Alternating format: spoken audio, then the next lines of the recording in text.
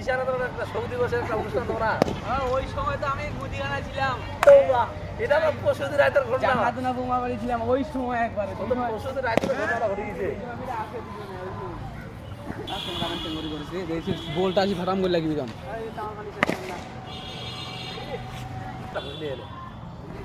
যাইছি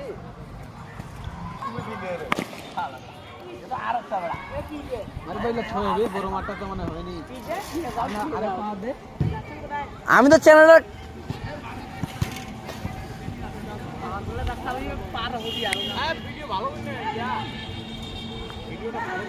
হ্যাঁ ভালো হচ্ছে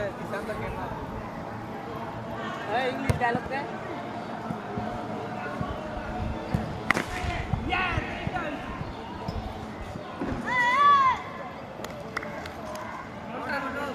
না বেটা আমরা পানি খেয়ে এটা করে আনতে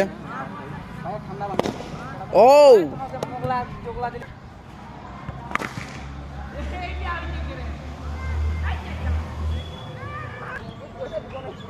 দীপাকে যাবো আর কি।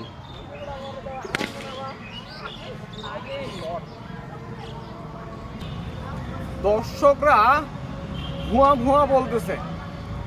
এই ভুয়া শব্দটা আমাদের দেশে কালচার হয়ে গেছে, প্লেয়ারদের ভুয়া ভুয়া বলে সম্বোধন করা।